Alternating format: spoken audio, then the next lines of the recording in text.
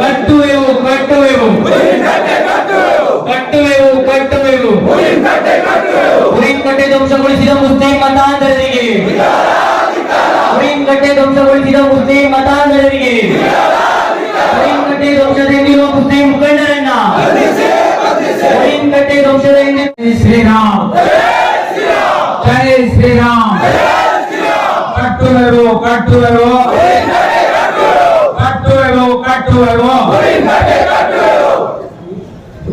ಬಂಧುಗಳೇ, ಧಾರ್ಮಿಕ ಕ್ಷೇತ್ರದ ಪವಿತ್ರ ಭೂಮಿಯಾದ ಭಟ್ಕಳದಲ್ಲಿ ಮುರಿನಕಟ್ಟೆ ಇದು ನಮ್ಮ ಶ್ರದ್ಧಾ ಕೇಂದ್ರ. ಅನಾದಿ ಕಾಲದಿಂದಲೂ ನಮ್ಮ ಹಿರಿಯರು ಅದನ್ನು ಆರಾಧಿಸಿಕೊಂಡು ಬಂದಂತ ಪುಣ್ಯ ಸ್ಥಳ. ಅದು ಇತಿಹಾಸ ಪ್ರಸಿದ್ಧವಾದ ಕಟ್ಟೆ.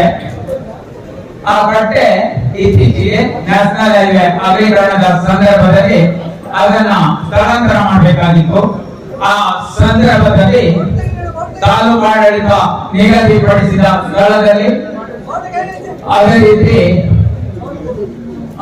ಜಿಲ್ಲಾ ತಾಲೂಕು ಆಡಳಿತ ಹಾಗೆ ಪೊಲೀಸ್ ಇಲಾಖೆ, ನ್ಯಾಷನಲ್ ಹೈವೇ ಪ್ರಾಧಿಕಾರ, ಹಿಂದೂ ಸಂಘಟನೆಯ ಪ್ರಮುಖರು ಹಾಗೂ ಅಲ್ಲಿಯ ಸ್ಥಳೀಯ ಪ್ರಮುಖರ ನೇತೃತ್ವದಲ್ಲಿ ಅವರ ಸಮ್ಮುಖದಲ್ಲಿ ಮೇ 24ರ ಭಾನುವಾರ ಅಲ್ಲಿ ಏನು ತಾಲೂಕು ಆಡಳಿತ ನಿಗದಿಪಡಿಸಿದ ಸ್ಥಳದಲ್ಲಿ ನಾವು ಅದ ಕಟ್ಟೆಯನ್ನ ಹಿಂದೂ ಸಂಪ್ರದಾಯದಂತೆ ಅಲ್ಲಿ ಧಾರ್ಮಿಕ ವಿಧಿ ವಿಧಾನಗಳನ್ನ ಪೂರೈಸಿ ಬೆಳಿಗ್ಗೆ 7 ಗಂಟೆಯಿಂದ ಅಲ್ಲಿ ಕಟ್ಟೆ ಕಟ್ಟುವಂತ ಕೆಲಸ ಪ್ರಾರಂಭ ಆಗ್ತದೆ.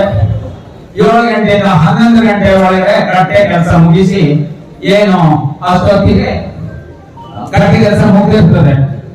ಇನ್ನೇನು ಮಳೆ ಬರ್ತಾ ಇತ್ತು, ಅದಕ್ಕೆ ತಾಡ್ಪಾಲನ್ನು ಹಾಕಿ ಅಷ್ಟೊತ್ತಿಗೆ ಭಟ್ಕಳದಲ್ಲಿ ಒಂದು ಘೋರ ದುರಂತದ ವಿಷಯ ಗೊತ್ತಾಗ್ತದೆ. ನಾವು 1 ಗಂಟೆ ತನಕ ಅಲ್ಲಿ ಎಲ್ಲ ಸಂಘಟನೆ ಪ್ರಮುಖರಲ್ಲೇ ಇದ್ರು. ಭಟ್ಕಳದಲ್ಲಿ ನಮ್ಮ ಬಂಧುಗಳು ವೆಂಕಟಾಪುರ ನದಿಯಲ್ಲಿ ಮುಳುಗಿ ಅವರು ಸಾವನ್ನಪ್ಪಿದ ಒಂದು ಘಟನೆ ಇಡೀ ಭಟ್ಕಳವನ್ನ ದುಃಖದ ಮಡುವಿನಲ್ಲಿ, ದುಃಖದ ಕಡಲಿನಲ್ಲಿ ಮುಳುಗಿಸಿಬಿಡುತ್ತದೆ. ಆಗ ಎಲ್ಲರೂ ನಾವು ಪ್ರಮುಖರೆಲ್ಲ ಈ ಸರ್ಕಾರಿ ಆಸ್ಪತ್ರೆ ಹತ್ರ ಬರ್ತೇವೆ. ಸಂಜೆ ಆಗ್ತಾ ಬರ್ತದೆ. ಸಂಜೆ ಆದ ಆ ಒಂದು ಸಮಯವನ್ನ ಇಡೀ ಭಟ್ಕಳ ಹಿಂದೂಗಳು ದುಃಖದ ಕಡಲಿನಲ್ಲಿ ಇರುವಂತ ಸಂದರ್ಭವನ್ನ ನೋಡಿ ಮುಸ್ಲಿಂ ಮತಾಂಧ ಶಕ್ತಿಗಳು ಸಂಜೆ 7 ಗಂಟೆಯಿಂದ ಸುಮಾರು 3,000 ಜನ ಅಲ್ಲಿ ಸೇರ್ತಾರೆ.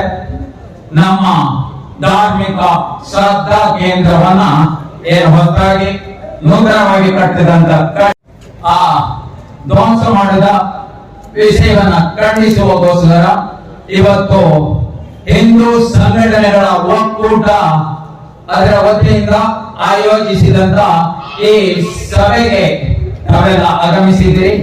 ಹಾಗೆ ಈ ಸಭೆಗೆ ವಿಶ್ವ ಹಿಂದೂ ಪರಿಷತ್ ಪ್ರಾಂತ ಪ್ರಮುಖರಾದ ಪ್ರಾಂತ ಸಹ ಸಂಚಾಲಕರಾದ ಪುಂಡಲಿಕ್ ದರ್ವಾಯಿ ಅವರು ಈಗಾಗಲೇ ಬರ್ತಾ ಇದ್ದಾರೆ.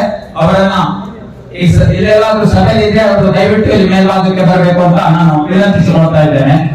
ಹಾಗೆ ಅವರನ್ನ ಸ್ವಾಗತಿಸುತ್ತಾ ಇನ್ನೋರ್ವರು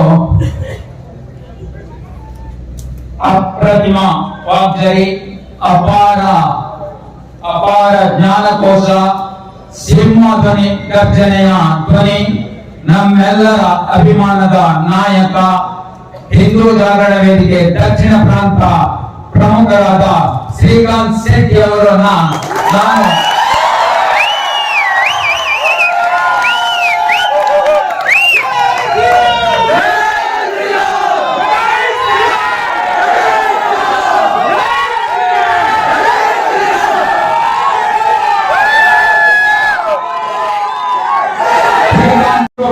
ನಮ್ಮ ನಿಮ್ಮೆಲ್ಲರ ಪರವಾಗಿ ಸ್ವಾಗತಿಸ್ತಾ ಇದ್ದೇನೆ.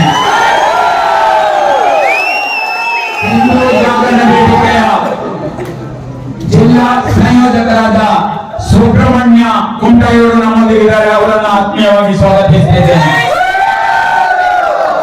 ಅದೇ ರೀತಿ ಇಲ್ಲಿ ಸಂಘಟನೆಯ ಪ್ರಮುಖರೆಲ್ಲರೂ ಸೇರಿದ್ದಾರೆ. ಅವರೆಲ್ಲರನ್ನ ನಾನು ಆತ್ಮೀಯವಾಗಿ ಸ್ವಾಗತಿಸುತ್ತಾ ಇಲ್ಲಿ ನೆರೆದಿರ್ತಕ್ಕಂಥ ದೇಶಭಕ್ತ ಬಂಧುಗಳನ್ನ ಭವ್ಯವಾಗಿ ಸ್ವಾಗತಿಸ್ತೇನೆ.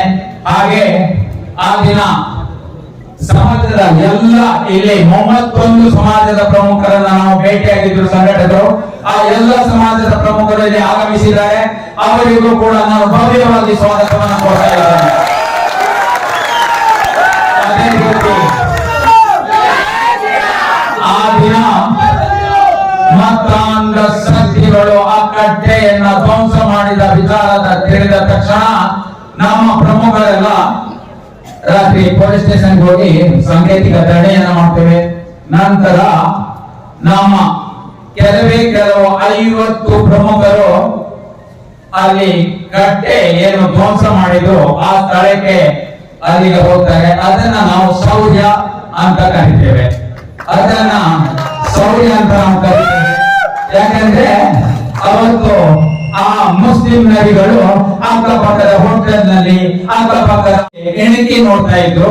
ಆದ್ರೆ ನಮ್ಮ ಕಾರ್ಯಕರ್ತರ ಕಾರ್ಯಕ್ರಮ ಶೌರ್ಯ ಅಲ್ಲಿ 50 ಜನ ಹೋಗಿ ಅವತ್ತೇನಾದ್ರೂ ಅವಕಾಶ ಪೊಲೀಸ್ ಇಲಾಖೆ ಅವರನ್ನ ಬಂಧಿಸಲಿಲ್ಲ ಅಂದ್ರೆ ಆ ಕಟ್ಟೆಯನ್ನ ಆ ರಾತ್ರಿನೇ ಕಟ್ಟಿದ್ರು. ನಾವ್ ಯಾರ ವಿಷಯಗಳು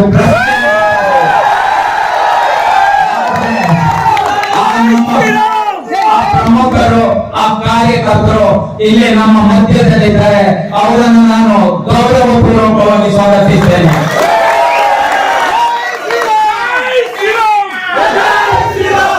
ಹಾಗೆ ಆ ಕಟ್ಟೆ ಧ್ವಂಸ ಮಾಡಲಿಕ್ಕೆ ಅದು ಇವ್ರು ಯಾರ ಅಪ್ಪನ ಸ್ವತ್ತಲ್ಲ. ಆ ಜಾಗ ಇರುವುದು ತಾಲೂಕು ಆಡಳಿತ ಗುರುತಿಸಿದಂತ ಜಾಗ.